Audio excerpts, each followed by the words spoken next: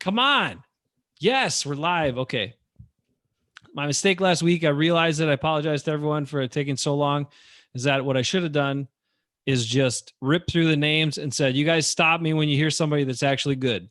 And that would have worked. But anyway, that's the point. Okay. Welcome everyone to Brews Bros. Tonight, we have some things to get into. We got some Packers stuff. We have some other things. First off, I'm going to let you know that I am trying a brand new beer for me, Laser Ray, an APA from Next Door Brewing Company, where we have a friend who works there and brews there. So excited to try this one out. Anybody else want to let us know what they're drinking? We have some guests tonight. We'll ask those guests. Let me put it in gallery view so you can see all their lovely faces. Also handsome. Maybe not. Here, let's go. We go back. What? There's one. One handsome guy. Thank you for noticing. Not you, Corey. Oh, you do have a nice beard and great hair. Thank you. I appreciate that. You're looking sharp, man. It's working for you. Whatever, it's working for you. You know. That's what my wife says. As long as I keep her happy. This whole transformation you've taken on in your 30s now. You're in your 30s, right? Yeah, that would be correct. Yep. Yeah. So you used to be, kind of this different, hair was always shorter, never pushed many boundaries, at least in the terms of fashion or your look. But this whole look you got going now, it's really working, man. I dig it. I wish I could do it, but I can't. I can't grow a beard. And if I grow my hair long, it poofs out like a mushroom head. It's horrible. Chia pet, exactly. Chia pet. Yeah. This stuff grows. Like I'm telling you, it just. So I know a lot of guys in their 40s like me, balding. They get mad because I complain about my hair, how fast it grows and all that stuff. But I'm telling you, this stuff's just as bad as being bald. No, it's not. All right, whatever. But it's bad. I don't like it. Whatever. All right. So hopefully you're having a good night. It was a wild week. Eric's here. Rick Dahl. Yes. The Belgian Tafel beer. Probably table beer, right? Is that Tafel beer is Belgian for table beer? I'm guessing that's probably the point. Eric, you're drinking something, I'm sure. Ben's probably just drinking nothing. I'm doing a Voodoo Ranger. It's a juicy IPA. It's from New Belgium. Juicy. We like it's juicy. Yep. We like those words in there. Ben? I don't have anything today. Nothing. Okay. Smurf glass? Where's the Smurf glass? No, I don't plan on getting up out of this chair because I'll be sitting in the couch for the rest of the night. However, if my internet knocks out, just ignore me like you guys usually do. Then it'll be fine. I like it. Pater, nice work on this one. I like it. Oh, I just had another taste jump out at me like 10 seconds in. There's like a revolution over here. What's in this thing? All right, Corey, what are you drinking? Well, I look at this. I am brewless tonight, but last night I did have a Blue Moon Belgian White, which was fantastic. Those are very nice. They're very nice. You guys know, whenever you guys say all these beers and crap, I don't know I don't know any of this crap. Ben, you might like this. Up for all I know. I don't care. Laser Ray IPA. You might actually like this one. It's got some different, like wild flavors in here, so it doesn't just taste like beer. But it still tastes like beer at one point? Yeah, at one point. It's kind of like. Then I won't like it. It tastes kind of like AP. It's kind of like the APA, and then there's the beer taste, and then there's like boom, there's like this other thing that hits you, and then something else happens, and then it kind of at the end it comes back tasting like beer. So, I don't like beer. A couple years ago, Mo took me to some beer place with a bunch of his buddies, and they all had. It was like an array of beer, all different kinds of beer. That's right here, right. I remember. Yeah, that's right. And I had nothing to drink because I was like, I don't know what any of this crap means or what it's all about. And I felt bad. I hope you didn't think I was a jerk. I just we all got flights of beer to try different beers, and you didn't want to try any. I didn't try any. It's like a little brewery, but no, it's okay. It's all right though. That's part of the fun. Weekend. I had a lot of fun, but it was just beer was not for me. That's all. Fair enough. Mom and Dad are here. Mom and Dad, they got some Anapi brewery stuff. They got Anapi Tropic. I think that's a newer one. You ridiculed them last week, so they had to go get some. Oh man, I like to support local, and Anapi Brewery is a good one. So it's really good. Isn't that the one we walked to that night that you said was a short walk and it wasn't short at all? Hey, anywhere in Algoma is a short walk, Eric. It's not that big. It only takes 5-10 minutes to get someplace on foot. You can go from one side of Algoma to the other side in 5 or 10 minutes. Remember when you back in the day? So Ben was friends with well, he still is friends with Chad Lacrosse. Remember Chad Lacrosse? Remember how much Chad would just walk? He'd like cycle the town. How many times would he lap Algoma? Because it's not that big, but he liked to walk for hours and hours on end. Yeah, him and Jesse. Yeah. His cousin Jesse. Those guys were in my band. They're awesome. And to be honest, I think we were a lot better than I thought we were back then. I was like, holy crap. But anyways, you guys were those pretty two guys good. would just wander around town, like walking around town for like 5-6 hours. Like I don't know what. Like there's nothing else to do. I don't know. I mean, they stayed out of trouble, but because the town wasn't that big, they ended up just kind of. Yeah. I mean, you'd see it if you sat in one spot. You'd see them every, like 10, 15 minutes. Here they come by again. That's the way it went. Because you can't go that far. It's not that big. Anyway, Anape Brewery, Von Steele Winery, oldest licensed winery in the state of Wisconsin. You should check it out in Algoma. That I've tried. Buy their stuff. You have, I know. You're okay with wine most of the time. It's because it's fruitier. You like fruitier stuff. That's fine.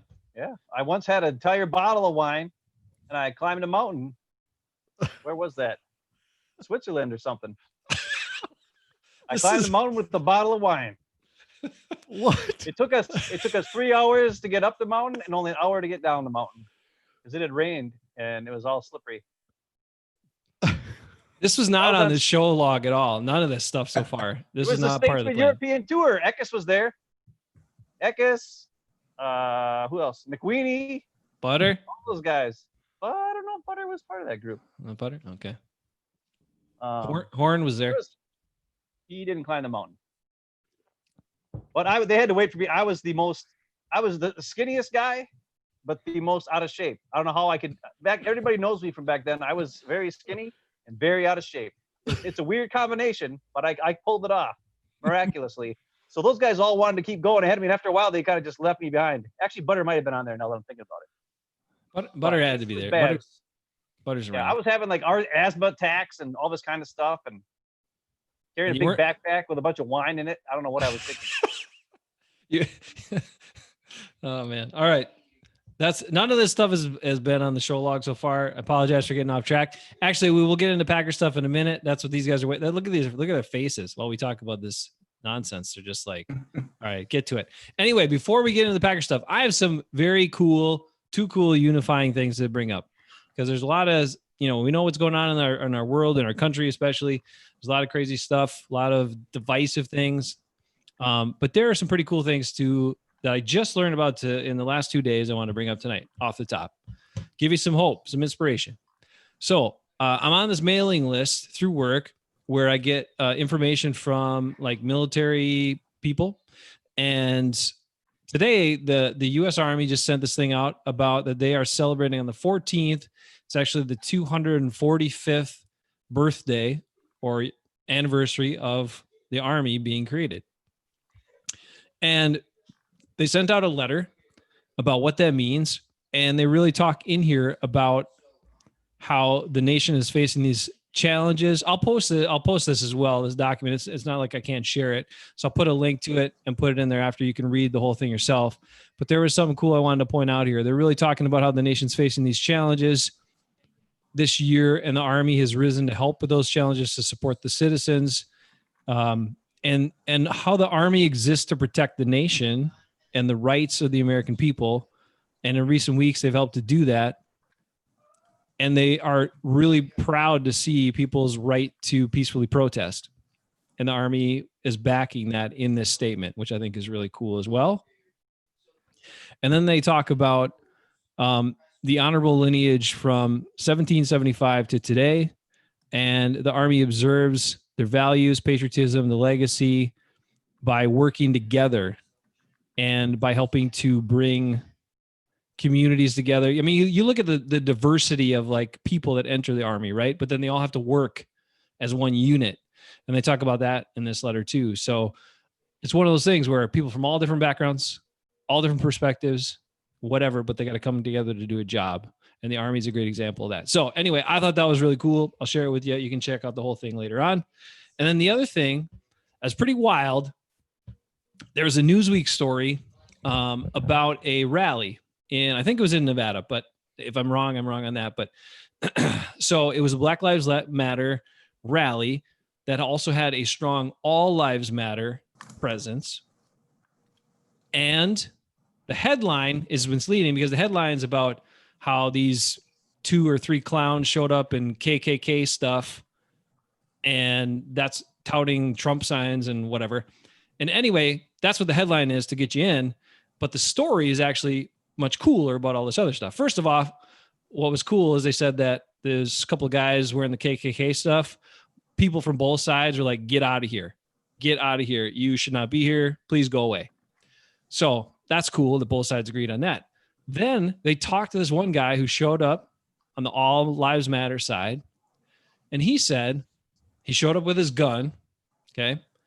And he said to exercise his Second Amendment rights. And also in his quote, to make sure this stayed peaceful or whatever he said, under control, something like that. Sorry, paraphrase, not a quote.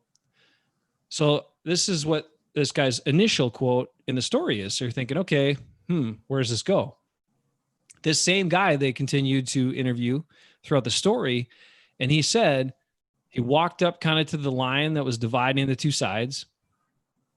A black gentleman from the other side approached him and said, I come in peace. Let's talk. That guy immediately opened his arms and he said, you come in peace. Let's have a hug. So they hugged right there, even though they're on opposing sides of this issue. Then this guy says, he talked about how the two of them talked for over an hour about all different things, about their perspectives. They talked, they listened, they had a conversation. And he said, in the end, we realized we had a lot more in common than we didn't have in common. So there's some beautiful things going on in the world and the country by people talking, listening, even though they're coming from different perspectives. So I'm just giving you that as some hope, some unifying hope tonight. We love it. Keep that stuff up. America, people of the world. We love that stuff. All right. Just wanted to share that with you because I thought that stuff was cool. We had a very serious conversation last week with Browner. Thank you, Browner, for that. And we're glad to see people moving forward on some of this stuff. Okay. Now we have some nonsense to talk about. Or, well, and some good stuff too. Good stuff. First off, did anybody that's on tonight happen to read about one of the new Packers? There's a recent article on the Packers website about Christian Kirksey. Anybody get to check that out? Did he get hurt already or something? Eric. Eric. It's been his MO. Stop it. I'm just asking. I'm concerned. You know, Mo, hey, I was the one who was saying, like, hey, we should get Mo back on. He really knows stuff about football. And then your first thing you say is to be a big jerk. Stir the pot. Come on. Cut it out, man. You know what, Mo? I got to tell you this. Christian Kirksey is an awesome guy. He was a team captain on the Browns after just a couple of years. He was, I think, nominated for the Walter Payton Man of the Year award. He has played he played 4 healthy seasons, and then the last 2, he had those injuries. But he talks about coming back from that injury, and he talks about what he wants to do to reestablish himself in the league. Anyway, a lot of good quotes in this article. It's on the Packers website. But Kirksey had, prior to his season-ending hamstring injury and chest injuries that limited him to only 9 games the past 2 years, he had 278 tackles. He had 2 back-to-back seasons of more than 120 tackles. He had 6 sacks. He didn't miss a game in those 2 years, 2016, 2017. Before that, he was only a part-time player, not a starter yet, and he was voted team captain. And he's determined. He is motivated and determined to reestablish himself as one of the best linebackers in the league. And he's excited to get back to playing football. So, the way it went down was the Browns released him. He feels really good to be in Green Bay, but it's a very cool article. They did an article about him before, but this one is kind of an updated one. And Mike Pettin had this to say, which I thought was cool as well. Mike Pettin says, I just think it was a great signing for us for a lot of reasons. We're not just bringing in a really good player into the room. This guy, he has great leadership, which Packers need. He already has a hold on the defense. He said he's picking it up really well because he played with Pettin years before. So they're really excited about him, and he's going to be a crucial part to the defense's success. The Packers have hitched their wagon to him that he is going to be either a major upgrade and help the run defense. And if he doesn't stay healthy, I don't see how the run defense is going to get much better. But what do you guys think about Christian Kirksey for this year and how integral of a part he will be to the Packers defense? Give me your takes on that. And what do you Corey, think in the chat? Corey. I think from what I've read and what I've seen of him, he looks like a solid player. I mean, he definitely has the tools. I mean, there is definitely the injury concern over the past couple of years. What I would say, though, is, yeah, it's fine to hitch your wagon to him, but I would have liked to have done that had they had some depth at inside linebacker and somebody else there to help pick up any slack. Because who else is there at inside linebacker for the Packers? They just don't value that position as much as they do other positions. So it's hard to, get all googly-eyed over him when if he gets hurt, you have nobody at middle linebacker and inside linebacker to help and take over what he did. So I'm cautiously optimistic, more caution than optimism. Well, Eric can tell us about who can help the Packers run defense because he was on your favorite hometown team. Eric, tell us about Kamal Martin. Is he going to be a guy that can step in and be good or what? Well, I guess we'll see. I don't know where he's going to fit in whatever scheme the Packers are going to run here, but they're going to run stop the run scheme. That's what it's called. Is that what it is? Okay. Yeah, because they couldn't do that very well last year. So that's what, they're going to just, hey, Kenny Clarke, do all of that for us, and we'll try to help as much as we can. Is that what we're trying to do? So I think you're replacing Blake Martinez, right? Who is tackling machine, and so he sounds like a great guy, right? Team captain, Peyton Man of the Year nominee. That's great. Those are great intangibles. Obviously, you don't get those things if you're not a good character person, and that's important. And obviously, he's had production. So, but something that he still does some radio or some TV now for college football. But Glenn Mason, former coach of the Golden Gophers for a while, and some other teams, would always say the most important attribute is availability. So, and I won't dwell on it, but it sounds like when he's healthy, he's going to be at least a good player, which is what you need to replace Martinez, who was a good player. So, but let's say that happens. Now you've plugged a hole that you needed to plug, but you're still kind of in the same spot. So you're going to need some other guys to step up, right? If you're going to look for improvement. Well, Big Browner, problem is, hold on. Browner's got a question. He says, why do you continue to have Mo on? I think he just said, I love you, Mo, is what he said. Yeah, then he followed it up. Followed up with some love. So, it's okay. But anyway, that's why I'm here to keep you guys grounded. We had some Minnesota things to ask about. That's why. Okay. You want the honest truth why I want Mo on? Yes. He's the only person who laughs at all my stupid jokes. So I got to have him on. He always laughs. He makes me feel better when I'm doing all my stupid stuff. I laugh all the time. You told me how much I fake laugh on this show. Yeah, but your laugh is fake laugh. Mo's is a real laugh. It's not fake. Okay. Anyways, back to the thing. Here's the big problem, everybody. Kirksey coming off 2 seasons of injury. Kamal Martin coming off a season of injury. Owen Burks, he was injured, and then when he wasn't injured, he couldn't get on the field. That's our middle linebackers, everybody. The only other guy we have is Ty Summers, who has no experience because he was a quarterback before they moved him to a linebacker. So if any of those guys get hurt, or all of them get hurt, or whatever, we're in deep crap.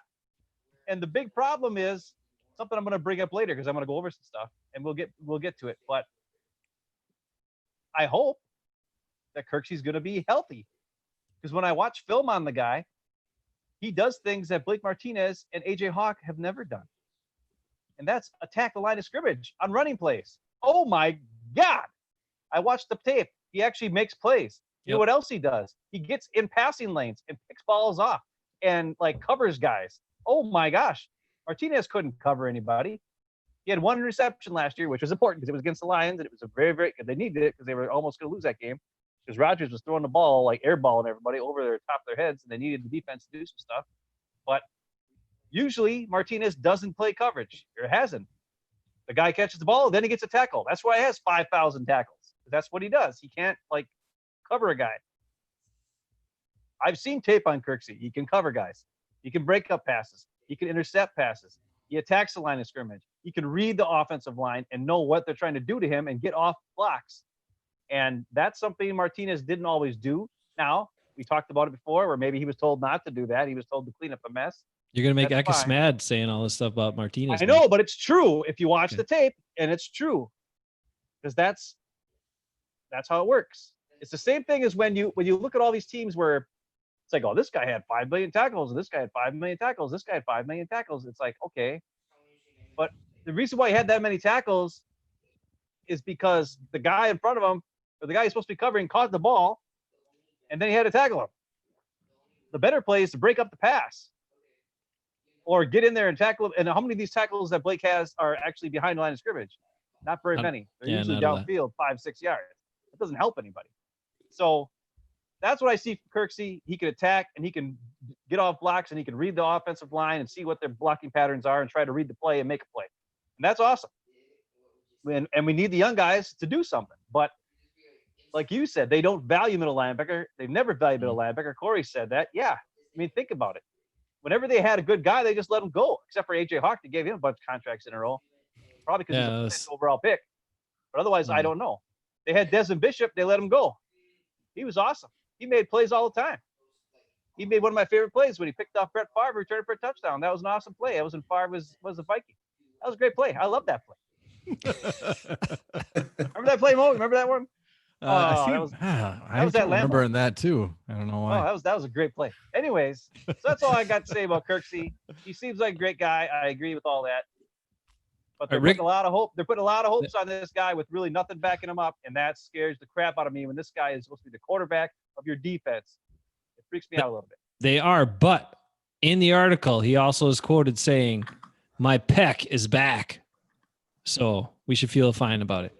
Okay, Rick has some things in the chat. He says the defensive scheme, his pec is back. He had the pectoral injury last year. My pec is back. That's what he said. Anyway, it's a weird thing to say. It's a weird thing to say. Well, okay, fine. Well, if you got nice pecs, maybe you talk about them. I don't know. Maybe, I don't know what. I don't know. Okay. My pecs were coming back when I was lifting weights during quarantine, but I haven't lifted weights in 2 weeks, and they're gone. Now they've sagged a bit. You can don't show anybody. Okay, Eric says I'm keeping the camera up here for a reason. Okay, good. Rick says that the defensive scheme could be more of a factor than who's playing inside linebacker. Perhaps, although the Packers line has got to get better. They still need a D tackle. I don't know where the upgrade comes from yet. They haven't signed anybody yet that I'm aware of, but hopefully they're just waiting on Mike Daniels or something. I don't know what's going to happen.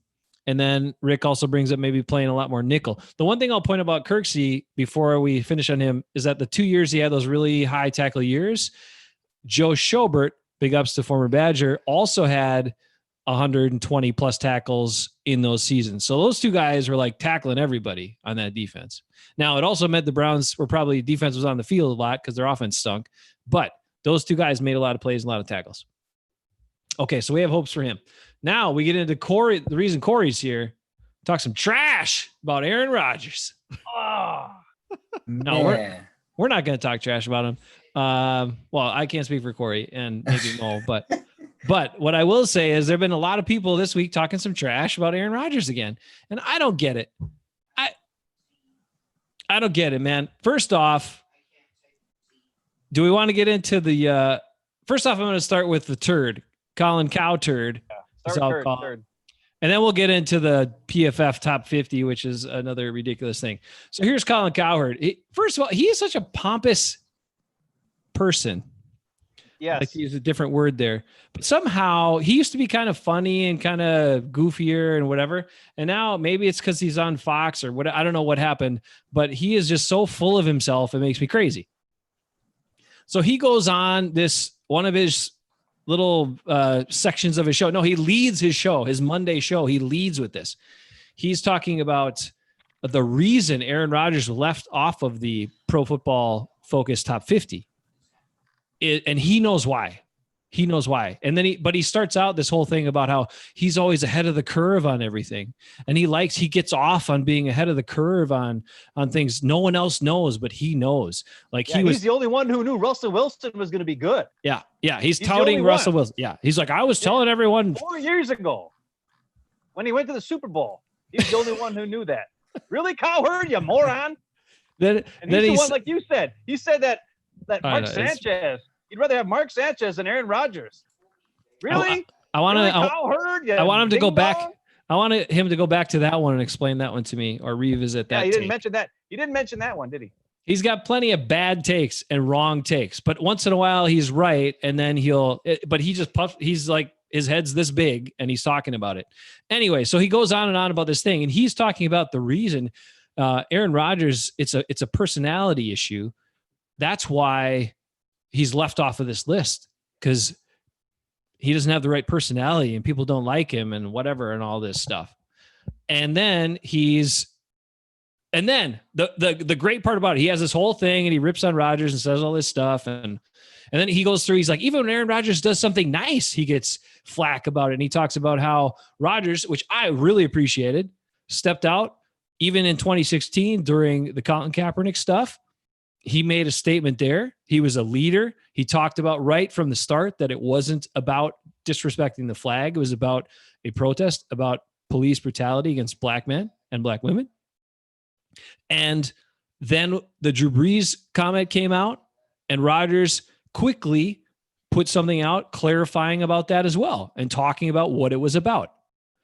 And then Martellus Bennett has to give him a little flack. Well, come on. Martellus Bennett is your source that you're quoting here. Just like Colin Cowherd, you're quoting Greg Jennings all the time when you want to talk about teammates that don't like Aaron Rodgers.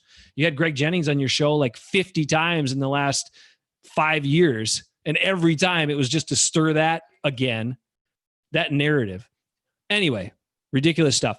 The point is, he then has Bucky Brooks, who hates Aaron Rodgers, who has proven time and time again, he does not think a lot of Aaron Rodgers. If you ever watch Bucky Brooks, you can tell that. He has Bucky Brooks on here and basically tries to lead him to support Cowherd in that argument. And Bucky Brooks doesn't. He says, no, I don't think it's that. I think it's just Aaron Rodgers is a high achiever. I don't think he has a personality issue. I think he expects a lot of people to have the same commitment, level of understanding as him. And he has high expectations. And that's what you're trying to characterize as a personality flaw or personality issue. So if you can't get Bucky Brooks to back up your Aaron Rodgers bashing, then you know you're way off base. That's all I'll say about Cowherd. Anybody else want to chime in on that? Go ahead. But that's my take on that stuff. Yeah, I think there's a little bit of smoke here. And I think when there's smoke, there's a little fire. I think, you could probably argue that Aaron Rodgers has a bit of a polarizing personality. There's obviously stuff that's pretty well documented with his family. He's a little estranged from his family. He's obviously had former teammates that don't think too highly of him, and he obviously has plenty that do. So there must be something sometimes that rub people the wrong way, whether it's his demeanor or how he carries himself or how he has certain interactions with people. But there's something there, I think. Whether it's a big pervasive problem, I don't think so. But I think there might be a little something there. All right. Well, here's what I'll tell you. When Jermichael Finley and Greg Jennings are your people who are always saying crap about Rodgers, those aren't really credible sources. Finley was always a big me person, and Rodgers tried to help him out all the time, and he was a pain. He was a major problem for the team. Jennings just didn't like the fact that Aaron Rodgers got all the credit and he got no credit. So much so that he went and signed to play with Christian Ponder, and look how that worked out for him. So you know what? Like, I don't take those and those are the continual sources that people will bring back on and talk about. The only thing, let me ask you this then, Eric. Let me ask you this, if you think there's something to it. If you're at your job, you're in a very prominent position for the success of what you do for that organization. Do you expect a lot out of the people you work with so you can achieve and have the best level of success for the organization? Sure. If you do that, and if that's how you view that, that's what I've heard about Aaron Rodgers. Mason Crosby, who had an interview last week, he said the same thing. That people, asked him about Rodgers as a teammate, Rodgers' leadership. He's like, and he came out and said, Aaron will expect a lot out of you. He expects a lot out of himself, so he expects a lot out of you. So it seems as though the people that Rodgers gets on, or maybe they get mad at him or don't like him, are the people that don't know what they're doing, that aren't as committed to understanding what their role is to make the team successful. And that really bothers him. And I don't have a problem with that. I am on board with that. If I've worked with people that are unreliable, and it drives me bonkers. I expect that same level out of the people I work with to be committed, to be trying to do their best. Now, people are going to have mistakes and screw up, and Aaron Rodgers has been fine with that. He said there's always going to be some physical mistakes. There's always going to be certain things that happen. I understand that. He's never gotten on guys that drop the ball. But there are drops all the time. He doesn't like it when guys mentally screw up. They don't know what they're doing, or they blow a play, or they screw something up. That's when he gets mad. And if that's what it is, he's got my support 100%.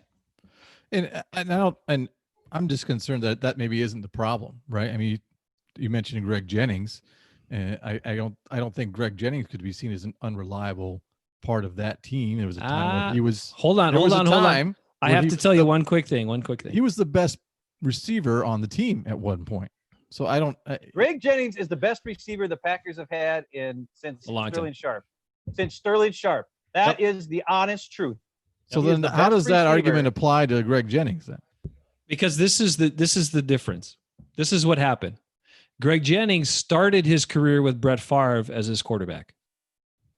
Brett Favre was in the position. Brett Favre was very different in terms of how he prepared and how he understood the offense and what he expected from people. Greg Jennings and other people were quoted saying, Favre said, "I'm going to sling it. I expect you to catch it." That's all he told guys. They didn't have to always know what the heck they were supposed to do and all this stuff. But also because Favre was in the position he was, especially late in his career, this established star of the team, all that stuff, right? He would cover for guys that screwed up. The receivers would screw up. It's been documented. The receivers would screw up. He would cover for them.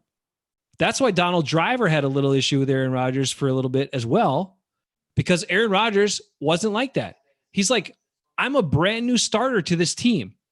I am replacing Brett Favre. I need to know what I'm doing. You guys need to know what I'm doing so we can be successful. This can't be the same as Favre. So there were meetings. There were things that came out in meetings with the offense where the receivers screwed stuff up. In the past, Favre would just cover for him and be like, "Oh, that was my fault. That was my fault." And the receivers were off the hook. And Rodgers would not cover for them. One, because he was a brand new starter in a very pressurized situation. And two, because why should he? Why should he be responsible and take responsibility for their screw up? And that's why the play didn't work. So that stuff is what happened. And there's been information in different interviews about that over the years too. So, and I'm on board with that. But yeah, maybe that's part of the. Okay, go ahead. I was just going to say about Greg Jennings. Like, we don't want to talk about Greg Jennings. We're talking about Aaron Rodgers right now. But I will say this about Greg Jennings. Over the last year and a half, Greg Jennings has walked back a lot of the things that he talked smack about Aaron Rodgers about on repeated interviews. And he's even said on interviews, when people have tried to get him on, he's even said himself, "You guys just try to get me on here to talk smack about Aaron Rodgers." And he's like, and that's not what the point is. He's like, if I see something that happens, and that's the way I'm going to say it. And he also has said the main reason why he talks smack about Aaron Rodgers is because he got mad because Rodgers didn't back him up when his contract was up and he wanted to come back and be a Packer. That's why he was mad. Rodgers didn't back him up. That's the only reason. And if that happened to any of us, some of us are a little bit better than that than me. But me, I'd whine. I'd take it personal. I'd be just like Greg Jennings. Here's a guy you went to war with. You won a Super Bowl with. You went from Brett Favre to Aaron Rodgers, and you were awesome. I mean, Greg Jennings is better than Jordy Nelson. Yep. He was better than Jordy Nelson. He's better than Devontae Adams, too. Greg Jennings didn't drop. I don't remember Greg Jennings dropping a ball. At least not that many. Not until Devontae drops his balls. not until his last year, but that's Well, when he whatever. was. That was when he was in his head, when he felt like the team wasn't going to sign him back, and he let all that get to him, and then Yeah, he but, sat like, out. And, yeah. Devontae had 7 drops last year. I know I Devontae. mean, that's crazy. he's got drop issues at times. Greg Jennings was faster. I think he has better hands. I think he ran just as good of routes. And to be honest, it takes Devontae a little bit longer to get open. He runs great routes, but he's got to do a couple moves to get open, where Jennings would be like, and open. But I don't want to really get into the whole Jennings thing, but it's like, even he has come out recently, and backed Rodgers and said good things about Rodgers over the last year and a half. I've seen interviews with him doing it. And that's not the point. The point that that you're getting at is that these guys like Cowherd and whatever, and Skip Bayless. Now, Skip Bayless is different. Skip Bayless is saying, what he said today was that Rodgers' play has deteriorated over the last 3-4 years. Well, he's also been injured for 2 of the last 3 years, and that a complete philosophy change last year. So yes, his numbers are going to go down and down and down when you've been injured, and then the play and your whole team changes. He went from having no running back to having like the running backs on his team for like 10 years would have like combined 5 touchdowns total. To Aaron Jones having 16 rushing touchdowns and 3 receiving touchdowns last year. All because of a change of philosophy of running the ball inside the 20-yard line, where that didn't happen with McCarthy. Whether it was McCarthy's choice or Rodgers' choice, I don't know. So you can't get on them for that crap. The Packers won more games last year than they have since 2011. So, hello, it's not that. The problem is people are I don't know what it is. I've told you this a million times. Rodgers is the smartest guy in the room, and he lets you know he's the smartest guy in the room. That's his biggest problem. And that's why people who aren't as smart, they don't want to hear it, even though he's right. So he's the most talented guy in the room and the smartest guy in the room. And instead of being like Favre, who was all, oh, shucks, and then do some crazy stuff, and everybody's like, oh, that's Favre, he's crazy. And then he does crazy stuff. But really, when you listen to, I've seen interviews with Favre. Favre actually knew what the hell was going on half the time. But when he was with his teammates, he's slapping them on the butt. He was doing pants on the ground when he was at the Vikings. Pants on the ground. Everybody got a pants on the ground. I remember that behind the scenes, Favre doing pants on the ground. Rodgers are never going to do pants on the ground. No. But Favre will. And that's the difference. When you go from the most likable, the guy can throw picks left and right. He can throw 6 interceptions in a playoff game and blame it on 3 receivers and they all get canned the next week and they don't come back the season after that. And Donald Drivers go from 5th on your depth chart to number 1 on your depth chart in 1 year because Favre decided that his interceptions were actually the wide receiver's faults. That can happen.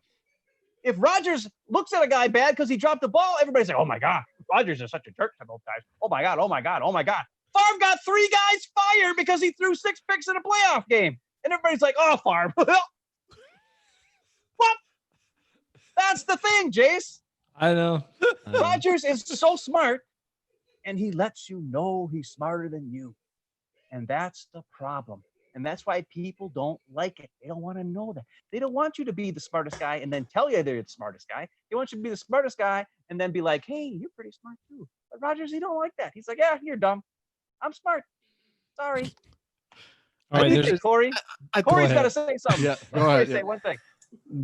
I think what you've been saying is absolutely correct. Rodgers has got to You be are so one of. smart.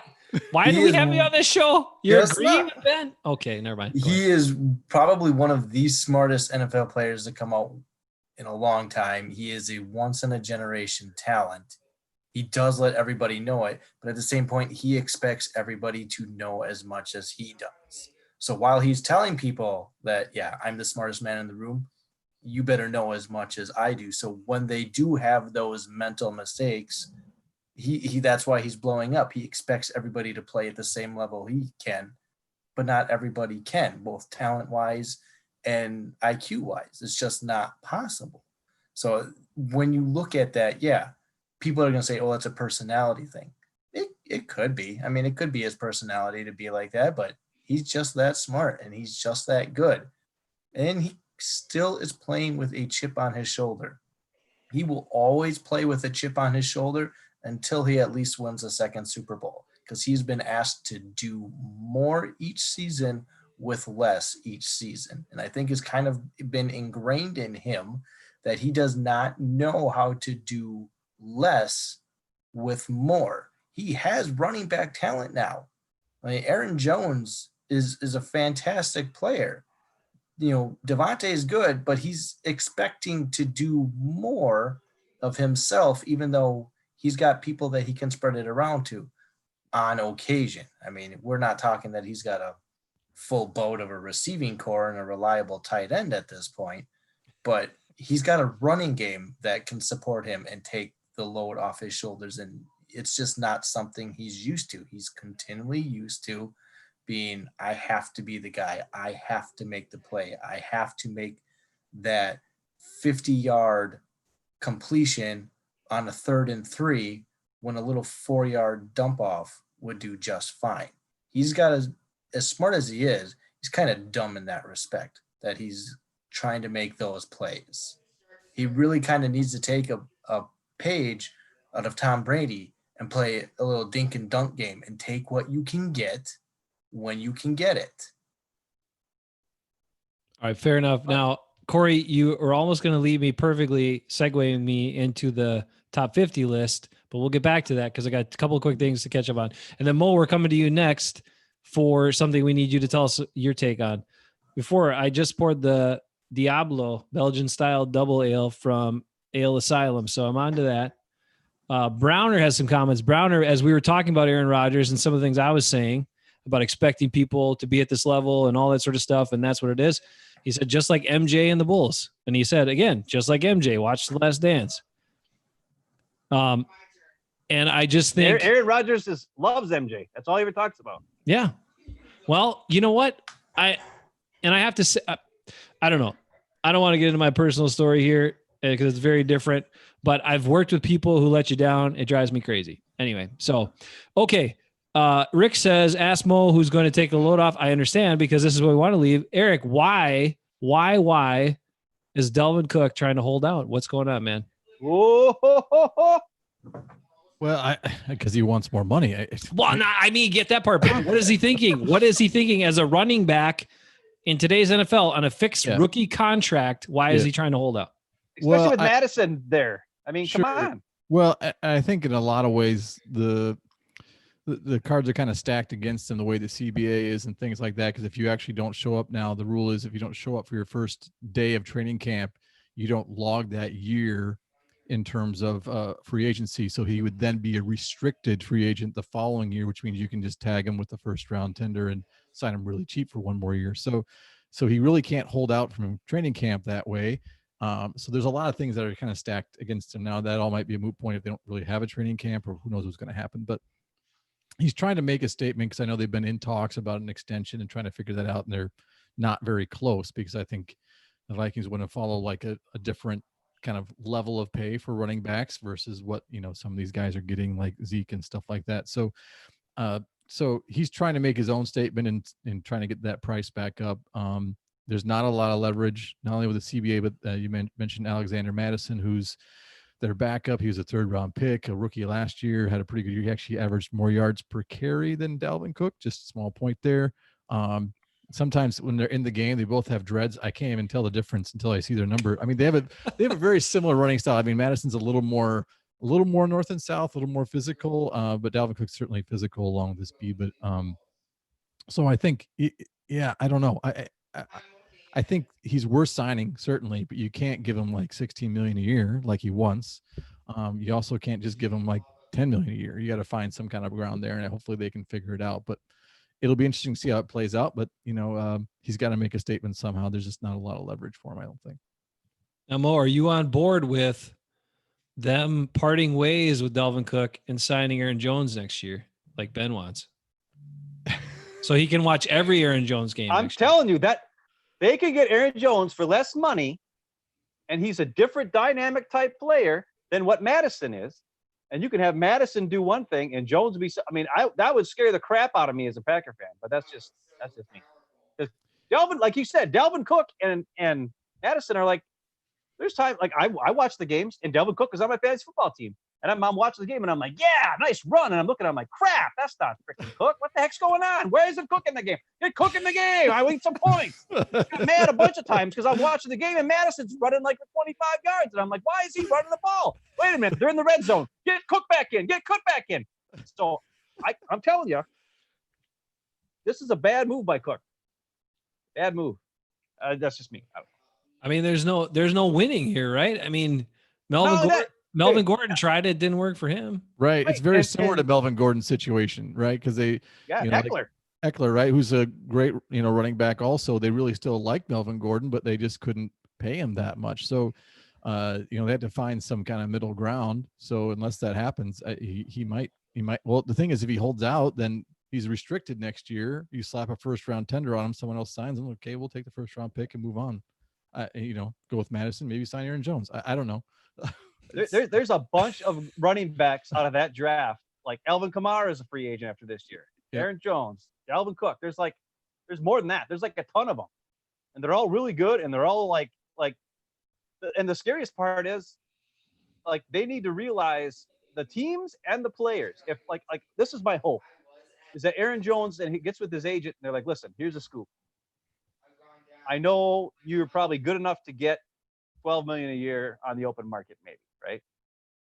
But you can keep what you've got here with this team, and maybe if we ask for $8 million a year for 4 years, with most of it guaranteed or whatever it is, and you stay with the team that you trust and because it's not just you that might hit the open market. There's like 10 guys that are actually all pretty dang good running backs that are all going to be like 26, 27 years old, and right at the prime of their football career, that are all going to be either free agents or have to sign back with their team. And it's one of those things where it's either going to drive the price way down, and they're all going to make $8 million a year anyway because there's so many of them, or it's going to drive the price way up. And it's up to them if they want to take that crapshoot, these running backs, these players, because historically the last couple of years, you sign a big running back to a second big contract, or his first big contract, a second contract, and they don't produce. I mean, Gurley fell off a cliff, and Ezekiel Elliott did okay last year, but not the greatest.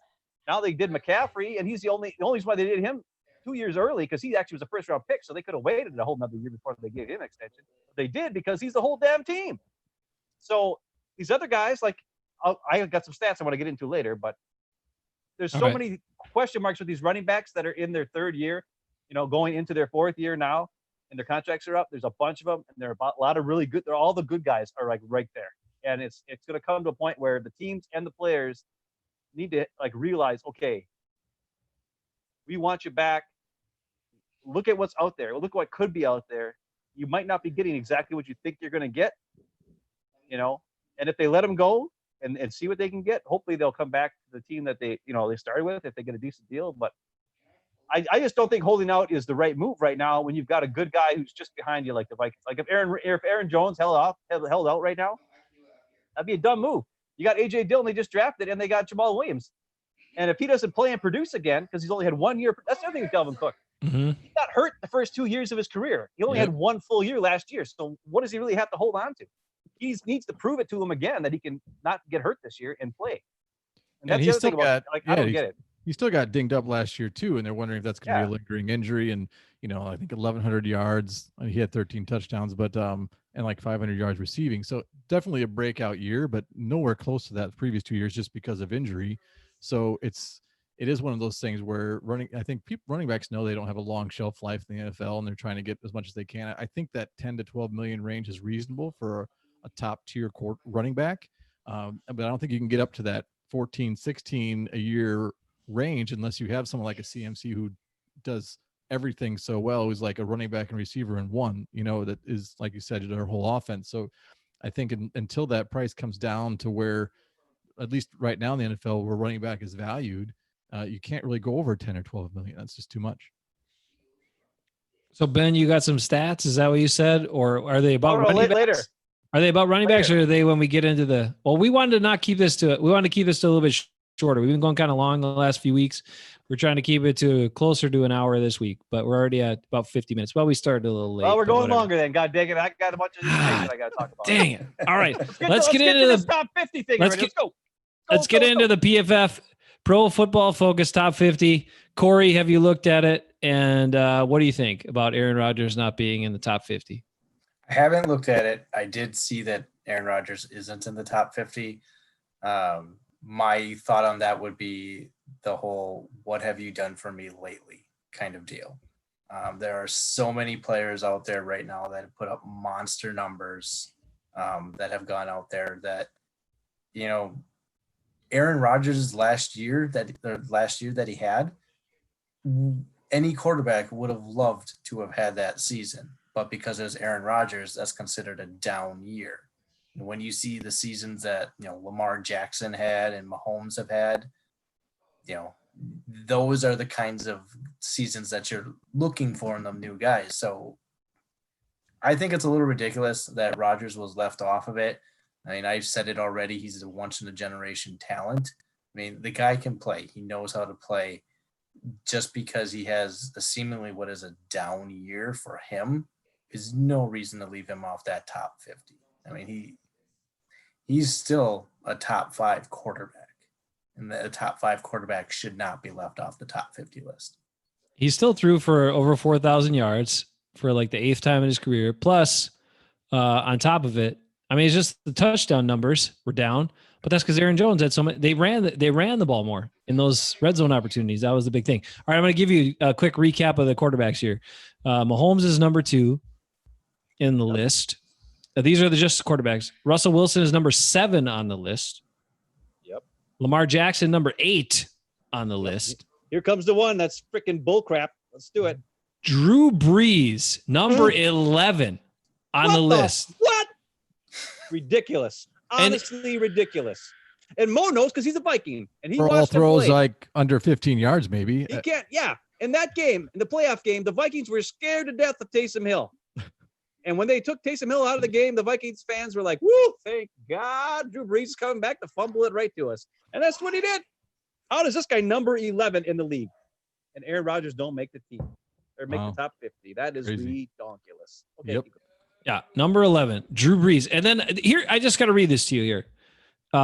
PFF grades say Drew Brees, this is the paragraph on Drew Brees, should be even higher on this list, but we can't look past his age and his concerning decline in play over the past 2 seasons, even when he had time off due to injury in 2019. When Brees is on his game, though, he remains a master of his craft. Who the hell doesn't when they're on their game? What kind of statement is that? God. Drew Brees is ranked that high because number 11. Michael Thomas had a career year and made Drew Brees look like a god. That's why. Here, I'm going to tell you some stats on Drew Brees. Give me Drew Brees. Well, this is why he made it on here. 74% completion percentage. That's crazy. I get That's it. insane. Yeah. It's insane. He had 116.3 quarterback rating. And this is the one that I did not realize. He averaged 7.9 yards per attempt, which is pretty dang good. And Aaron Rodgers only averaged 7 yards per attempt. And that's because most of his completions or most of his attempts were completed, as Drew Brees, that is. And he's throwing to Thomas, who's running for 1 million yards and all this other stuff. And So Kamara. You can dump it off to Kamara, and he turns it in. I'm going to get into that in a little bit. All right. When we get to the next thing that I wanted to talk about. But anyways, that's why Brees is, because his numbers, his Pro Football Focus PR grade or whatever crap it is really high because he completes 74% of his passes. Oh, because he's only throwing the ball 10 yards and 5 yards and 2 yards and 15 yards and 6 yards. Yeah, I could do that. I can throw the ball 6 yards. It might not be accurate as Drew Brees, but I can throw it that far. But we watch him. He can't escape the pocket. If you don't have him in the dome where there's some kind of weather elements and stuff, how good does he look then? Not that good. He's definitely not the 11th best player in the freaking National Football League. I can tell you that. Okay, keep going. I got to finish this part of because this is really a statement here. Watch this. Then they say, okay, so we talked about when he's on his game, master of his craft, the most accurate passer in football and one of the best quarterbacks to ever play the game. Maybe. Come on, man. I mean, at number 11 on the top 50. Yeah.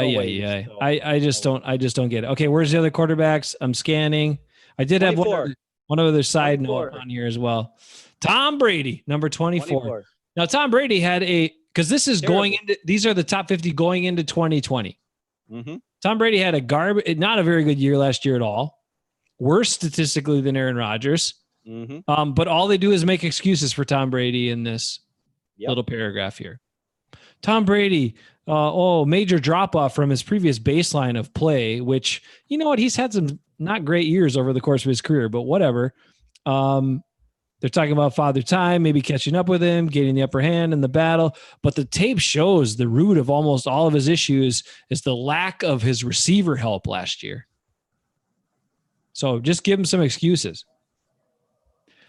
Who did Aaron Rodgers have? When Devontae Adams was out, they had how many undrafted receivers that were playing for them? Lazard, Kumaro, Darius Shepard. Who else? Robert Tanyan. No, he was hurt. He might have been hurt. They had at least four. At least those three guys. Yeah. But they had Jimmy Graham. Just kidding. Anyway. All right. And there's only one more quarterback on the list. One more quarterback on the list. Who's that? You tell me. Number 43. Number 43 was Deshaun Watson. Oh, yeah. Deshaun Watson. So, makes the list. Not Aaron Rodgers. Wilson, Lamar Jackson, Drew Brees, Tom Brady, and Deshaun Watson. 6 quarterbacks in the top 50. That's it. Only 6. Now, I would take Aaron Rodgers over Drew Brees, Tom Brady, and Deshaun Watson because I watched that playoff game Deshaun Watson played. He wasn't that good. I don't care what you say. He's okay. Did it say anywhere if Colin Cowherd was a contributing writer to this because it's a personality issue and that's why he's not on there? Oh man, I don't know. It's crazy. It's crazy. Ben, where'd you go? You left or your video stopped or something? Ben. Oh, there you go. Okay. I'm back. God dang, Vernon. All right. You got some more stats? Because I have one side note, painful Packer thing to point out, but I'll do that when it's the right time. I think I know what it is. Do you know what it is? Okay, hold on. Should I'm I gonna ask some questions. I'm going to ask Mo a question. I'm going Go to ahead. ask Corey a question. Mo, Yeah. have you seen this list? Corey, have you seen this? Corey has not. He said he did. Mo, have you seen it? I glanced at it quickly, just briefly. Shoot. Dang it. Well, then you're going to know. Okay. I'm going to ask you this. The Packers have 3 players who made the top 50 list. Who do Okay. you think they are, Corey? Who they are. Ooh, good question. 3 Packer players made the top 50 on this Pro Football Focus list. So Darius Smith. They had 3 players that were good enough to make the list. That's what they said. And Aaron Rodgers is not one of them. Yep. Aaron Rodgers is not one of them. I'm going to say Bakhtiari is probably one of them. Yep. Correct. Possibly Devontae was one of them. Yep. Kenny Clarke. I'm going to take a risk on that one. Yep. He You made got it. You got all 3. That's right. Darius Smith did not make the list. Not Darius good. Smith led the league last Not year. good enough. In Not good enough. quarterback pressures. And quarterback pressures, he led the league. Wow. Not one of the top 50 players, apparently, compared to this. Wow. And not only that, are you ready for this? There were 10 edge pass rushers that made the top 50. And Darius Smith was not one of them. Not a top 10. How? According How? to PFF. Now, Kenny Clark's a good player. I don't think he's a top 50 player. I don't think he should be on this list. And I'm just blatantly telling you right now. He's a good player, but he ain't that great. He's good, but he ain't top 50. But this is going into 2020, though. Are they looking at potential growth of what could happen as well? Well, how much more? Darius Smith? How does he not make it? I don't know. Well, Okay. he's had proven years of he has a track record of being good. Kenny Clarke took a big jump last year, and that should continue. Darius Smith. Yeah, but their excuse for not putting, because I watched the video and one of the guys they mentioned was Darius Smith and how he didn't make the list. And they said, well, the reason why was his first couple of years he had like a 50 grade and a 40 grade and a 50 grade because he didn't play much. And then last year he had an 80 something grade. And they're like, well, it might have been a 1-year wonder, so we didn't want to put him on the top 50. That's what they said for the Darius Smith. But yet they're putting other guys on here that were 1-year wonders. Mhm. Here's the other question I had. What did Lamar Jackson do before last year? Right. Nothing. But he was MVP last year, so that's why they put him Guys start to figure. No, but I'm just saying, like, if they're going to look at one, come on. That's So here's dumb. the other one. Mo, there were 3 Vikings that made the list. Do you know who they were? Did you look already? You probably already know. I know. I saw that Daniil Hunter was number 50.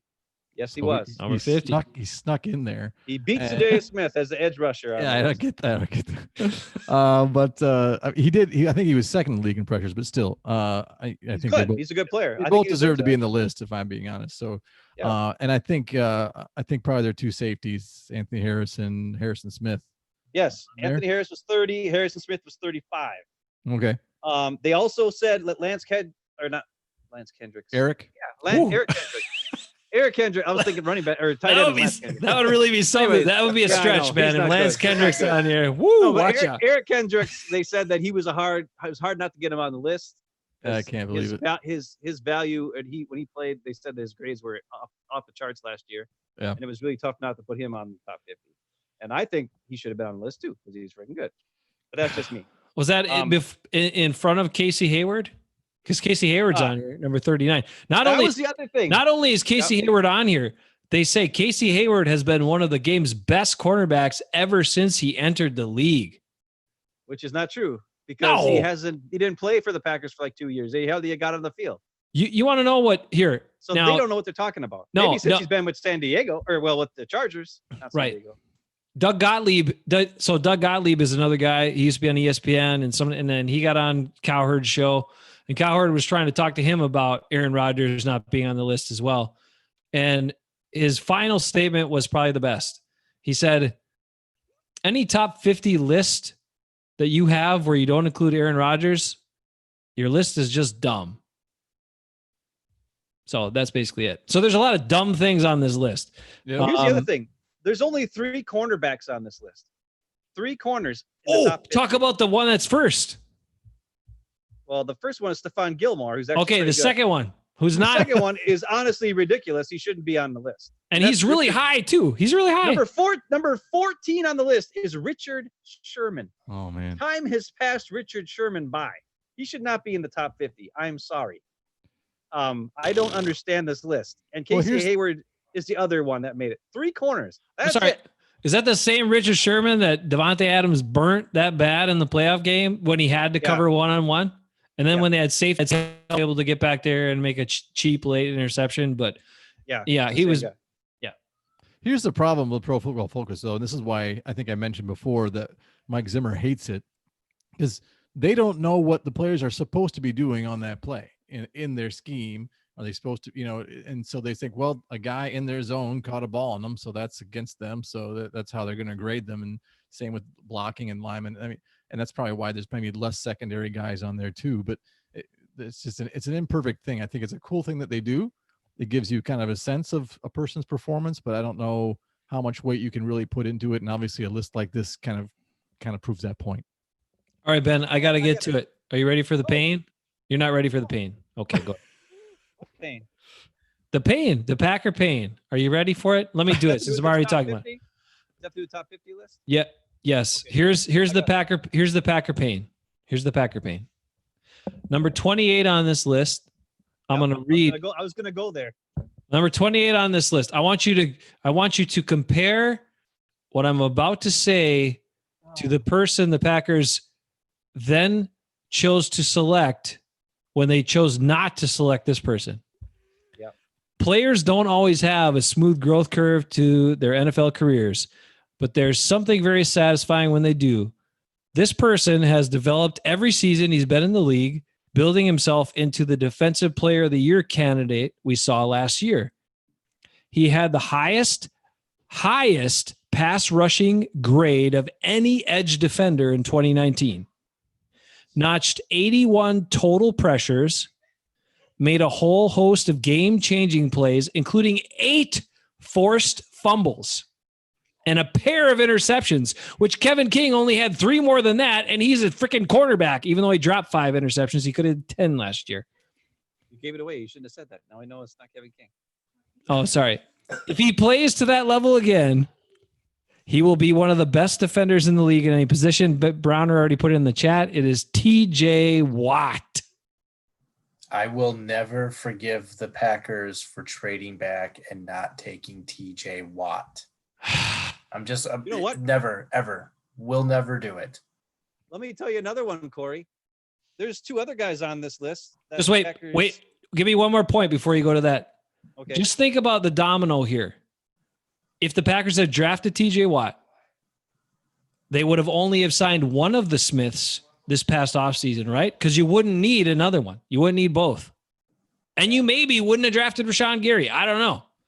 But think about the domino effect of that. They could have potentially bolstered their team in another way if they had just made that pick. Instead, they have an often injured, long-armed, slow cornerback who can't catch. It's nice that he's tall, but he's not fast, can't change direction well, and can't catch. Anyway, okay, go ahead, Ben. Well, here's what I was going to say. There are, let's see, how many guys did I start here? 1, 2, 3. There's 4 guys. 4 guys in the top 50 that either should be Packers. Well, no, they all should be Packers.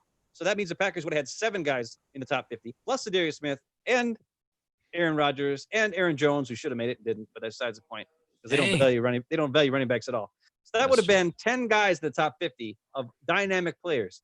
And here's the names. TJ Watt is the one you said, because the Packers were dumb, traded back, and let the Steelers get him when they sit right there for him to take him. The other guys, there's 2 guys at one position, which actually led to other problems. And just like Corey said, I will never forgive the Packers for trading back and then letting the Vikings trade up one stop in front of them when they drafted Harrison Smith. And then the Packers had to take Dayton Jones. And Harrison Smith's on this list. And if that wouldn't have happened, they would never had to draft a Clinton Puke. And then they wouldn't have wasted 5 years of Clinton Puke sucking up the joint. Right. And then if they would have still, and at the beginning before 2 years ago, when they knew Clinton Puke was a pain in the butt, they never would have kept him. If they would have just sat there and drafted Derwin James, who's number 31 on this list, instead of trading back and getting Jair Alexander, who's not a bad player, but he sure as heck ain't no Derwin James, and he sure as heck is in the top 50 Pro Football Focus top 50, like Derwin James is. They would have Harrison Smith and Derwin James as their 2 safeties. Can you imagine that? Holy crap! And then the other one is Casey Hayward, who was a Packer, and they didn't know how to use him, and they let him go. So think about that. They could have TJ Watt, Casey Hayward, and Derwin James and Harrison Smith at safeties had they would have just drafted where they were instead of trading back. And this year they decided to trade up to get a quarterback. They are the dumbest drafting team of all time. That's all I'm going to say. So that's the one thing. Here's my other. Are you ready for this? I'm going to ask you guys a question. Can Rick refute that? Rick, what's the Raiders track record? Is it as bad? Well, let's hope it's as bad. The Raiders is pretty bad. All right, I'm going to ask you guys a question. Jason has already seen the list, so he probably knows. But so there's only 2 running backs that made this top 50. One of them is Christian McCaffrey. Tell me the other one, Jason. I didn't notice that. Don't look. Throw a name out. Who do you think is good enough to be the only other running back on this list? It's obviously not Aaron Jones. I just told you that. I think I know. Elvan Kamara. Nope. Nah. Mo. Don't Nick look. Chubb. What are you looking at? Nick Chubb. You looked at it. You lied. No, I'm not looking at my phone's over here. It's over here, this side. Yeah, I'm what are you looking down way. at? Why is Nick Chubb so good? What He's did really I don't good. know. He had a monster year. Is he really good? Yeah. Well, hey, Brendan, He had okay. the guy who had him in our fantasy league still finished in like 12th place. So I don't know. How is he so good? Well, You tell me Nick Chubb is better than Saquon Barkley. He's better than Elliott. He's better than Cook. He's better than Jones. Well, he's better than Kamara. He's better than Elliott all these other guys. Elliott was not that good last year. He's better than Chris Carson or whatever his name is from Seattle. Barkley I was was a going little to guess him. Barkley was dinged up a bit, but obviously he's still a good player. You know, I think Kamara's a little bit more dynamic, but Nick Chubb's he's a beast. He's a beast. Okay. All right, Mo, if you say so. I forgot about Barkley because I had him on my fantasy team last year and he let me down too many times with being injured. But Yeah. Those are the things I noticed from the top 50 list that were like shocking to me is that the Packers could have 4 of these defensive players on their team if they would have just done the right move. They do have to put like one player from each team so that every fan base will read it. They'd have at least one player, right? I understand that. What I'm saying is these guys are good, really good players. And here's the other thing, Mo. Anybody that knows me knows that when those when those drafts happen, I said, let's get some TJ Watt. He's right there. I said, Harrison Smith, let's take him.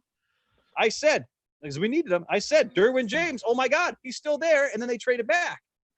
And then, of course, he got picked like the pick right before they picked Jair Alexander. Same thing happened with Harrison Smith. They traded back, and then the Vikings traded up and grabbed Harrison Smith. It's dumb. I didn't know they had a chance at TJ Watt. I don't remember that, but yeah, that's Yes. He was that's a sitting tough right there. one. That's Sitting a tough right there. one to swallow for sure. Wisconsin kid plays for sure. the Badgers. Like, No brainer. and he's awesome. Really good. And his brother's already been awesome. Like, why? Right. And you need it. And it's a need on the team. Like, why? Oh, we're just going to step back here. We'll take this long arm, slow corner who can't change direction from Washington. That makes sense. The other thing that's weird on this list, J.J. Watt is number 13 on the list. Now, I understand he was a good player at one point, or a great player. Like, He's a defensive great player of the year. guy. Maybe they're giving him props for all the He's not the charity 13th stuff best he does. player in the league next year. He gets He's hurt so- way he's too so much, hurt, and he's not fast enough or dynamic enough at this point in his career to be. He's the number one pass rusher on the list. By the The way. whole list doesn't make. I don't know why we're still talking about the list. The list seems pretty ridiculous to me. It It's is. pretty off the wall crazy. Aside from So- them pointing out TJ Watt is awesome and the Packers could have, we know the Packers could have had him. That's the only good part of the list. That's the only part of the list that makes sense. They didn't point that part out though. Yeah, they didn't say that. We're saying that because it still hurts. It still hurts. It's going to haunt Corey forever. He said he'll never forgive the Packers. Okay. All right, Ben, you had something else about the PFT Yes. duos. All right. Oh, no, trios. This is the triplets. Remember when everybody said that, Troy Aikman and Aikman, Emmitt Smith Irvin, and Michael Smith. Irvin, they all looked the same. They're like, those guys are triplets. They all said that at one point. I don't think they look the same, but that's what they said. Well, now they're like, so they had this thing on the Pro Football Talk or whatever that I like to listen to with Mike Florio and Chris Sims. And they were like, they always do every day. They do this draft thing where they're like, we're going to do a draft on the guys with the best mustache today. Okay. We're going to do a draft on whatever. Well, they actually did one that actually made sense. They said, what are the best triplets in the NFL right now? Which is usually offensive players, usually a quarterback and two other guys, usually a quarterback, a running back, and a wide receiver, right? And what they do is they get 3 picks each. So it's 6 picks. And they go through and one guy picks, and another guy picks team, and the other guy picks the 3, and the other guy picks the 3. And I'm mad because none of them, the Packers were not mentioned. Aaron Rodgers, Aaron Jones, and Devontae Adams were not mentioned, and were not even like honorable mention, like nothing. Zach, And Eric, what do you think of that? Non-Packer fan. Just off the top of my head, I really can't think of too many other triplets. Maybe the Saints because of how much people apparently love Drew Brees, right, with Kamara and then Michael Thomas. But I can't think of too many others that would be above that. So I find it baffling. I find it baffling that they're on the list. Okay. If I'm being honest. Thank you for being honest. Yeah. And also Kirk Cousins and Cook and Thielen didn't make it either. And I actually think those guys are pretty dang good, the 3 of them as well. Agreed. But I'm gonna tell you guys what the list is. Okay, the first pick by Chris Sims. You're never gonna guess. I won't. He didn't pick picks- like Tom Brady, did he? No, he didn't. And pick their Tom Brady. receivers. Okay. Though he should have, because actually on that team you could have picked 2 receivers Right, and right. a tight end or something on that team. But anyways, he picks Mahomes, And Hill. and And- Kelsey. Oh, He went with Kelsey. okay. That's Now- fair, I guess. Is it fair though? Because let's take a look at something here. I got some stats. Mahomes is great. We all know that. He's awesome. And Kelsey had 97 catches for 1,229 yards and only 5 touchdowns, by the way. 5 touchdowns. Still one of probably the best tight end in football, but yeah. George Kittle. Anyways, Yeah. Hill. Let's talk about Hill. Because last week Jason brought up Hill and was like, oh, he's so dynamic and he's crazy and blah, blah, blah, blah, blah. I'm just saying he gets open easily, and it's He might nice. get to open. see it. He might get open, but He drops a fair amount of balls though. yes, he does. Yeah. 58 catches he had last year for 860 yards. And I thought he'd have way more yards than that. He had a 14.8 yard per reception or catch per whatever, which is better than most guys, but it's not the greatest. And he only had 7 touchdowns.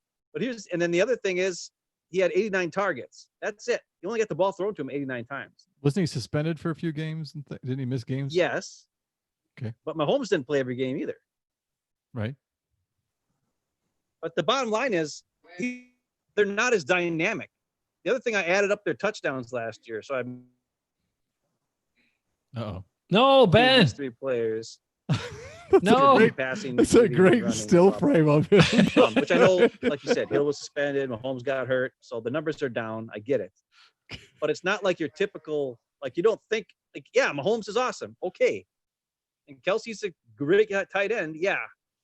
But they're not a triplet team. I'm sorry. Hill might be dynamic, but he had one great play. I think people just remember, oh, that crazy play in the Super Bowl. Hill must be good. Boom. Number 1 pick for triplets? No. Okay. Agreed. Hold on. I have a theory. Yeah. I have a quick theory. Considering your internet, your connection gets all wonky at times, I think this is my theory. Minnesota, a lot of nice people there, right? A lot of nice Dave. northern. We've got a lot of Scandinavian descent, right? People in Minnesota, friendly, good people, want to take care of each other, all that good stuff. So it's good vibes.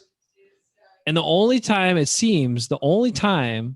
that Ben's connection cuts out is when he gets really fired up and is like yelling or ranting or something to that effect. Why? So Is my connection getting whacked out again or what? It was just before when you started to really get worked up about this Kelce, Tyreek Hill injustice with Pat Mahomes.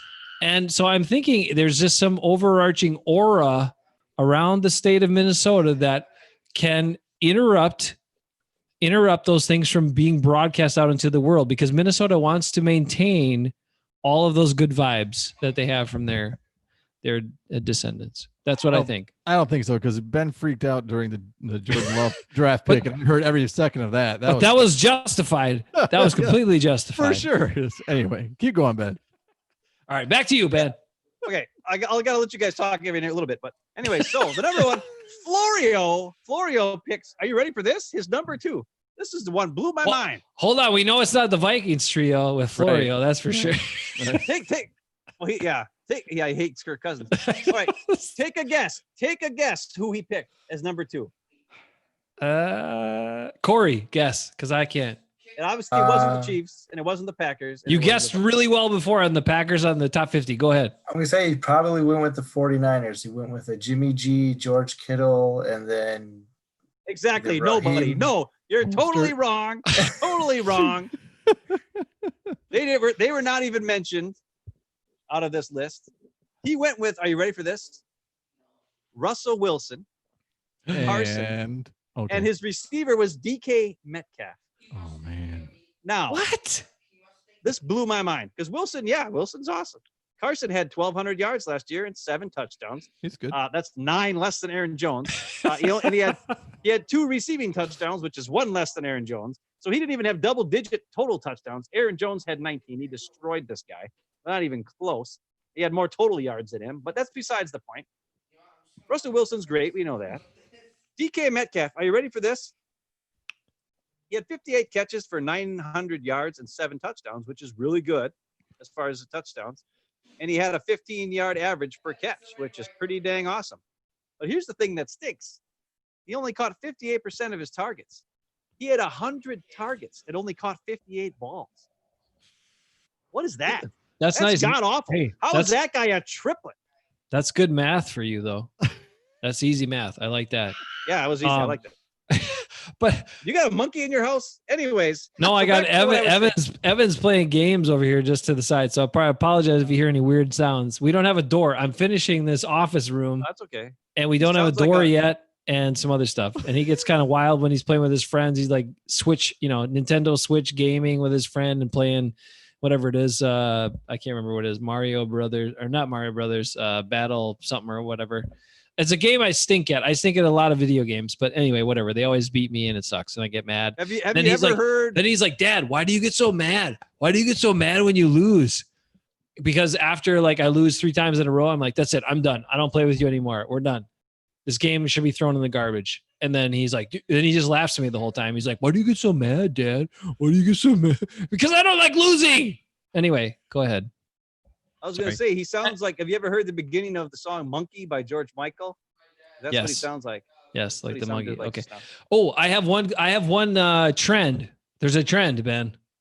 First of all, I have a question that's more rhetorical, but something for you to think about. Did they prepare at all for these selections, or were these just off the top of their heads? They knew it the day before. You're telling me they prepared and those were the first 2 off the board? Yeah. That's a total WTF. Secondly, I'm making an observation here. they're only choosing trios where the receiver catches in the range of 50 to 60 balls. They don't want any receiver catching more than 50 to 60 balls. Yeah. Well, that changes. That changes. Oh, okay. Never mind then. That's out the window. Go ahead. So Give the us next one, is actually, I agree with this one. Chris Sims picked Dallas next. What? And when you look at the numbers for Prescott, Elliott, and Cooper, it's pretty good. They're pretty dang good. Yeah. Like Elliott had 12 rushing touchdowns, 2 receiving touchdowns. He had 420 yards receiving. He had 1,350 rushing yards. Cooper had 79 catches for 1,189 yards, another 15-yard average per catch, and 8 touchdowns. A lot of those in the game against the Packers too. Yeah, well, that's true. And But he Prescott had had that- 30 touchdowns. He had that nice drop that turned into an interception, which was great. That was during the game. Jair Thanks. Alexander thanked him for that one. But this team is a team that scored had the most yards by far with these 3 players, and it had the most touchdowns with these 3 players. So they were the most dynamic in yards and scoring. So they deserve to be on the list, no doubt. Then here's the one. Oh my God, I think Florio's on drugs or something.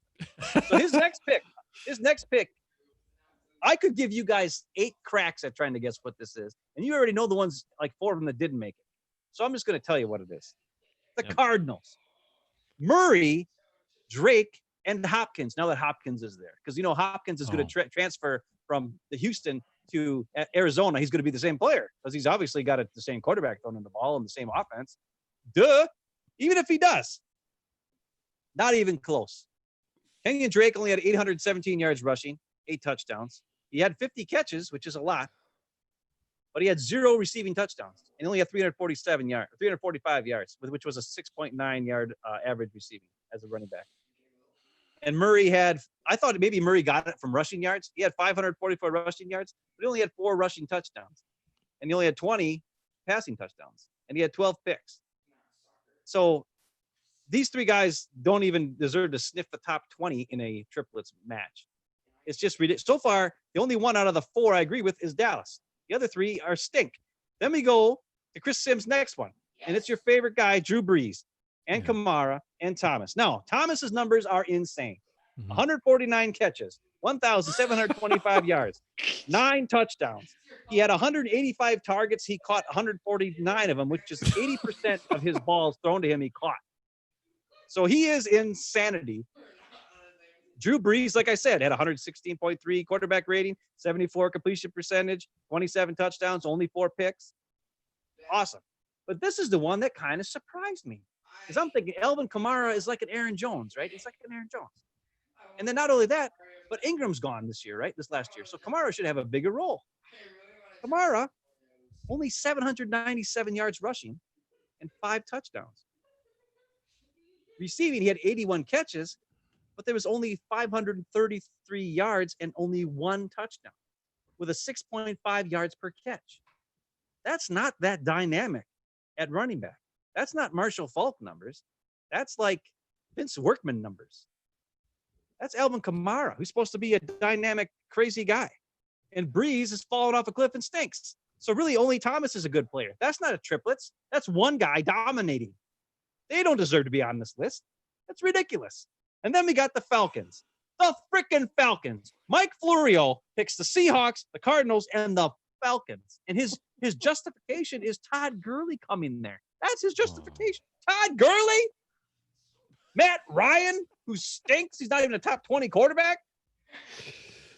Are you joking me? Mike Florio? Todd Gurley, 857 yards rushing. He had 12 touchdowns. I'll give him that. But he had 31 catches for 207 yards. Pathetic. Julio Jones had 99 catches, 1,300 or almost 1,400 yards. Only 6 touchdowns. You know, that's the other thing. Everybody says how great Julio Jones is. He only gets like 5-6 touchdowns every single year.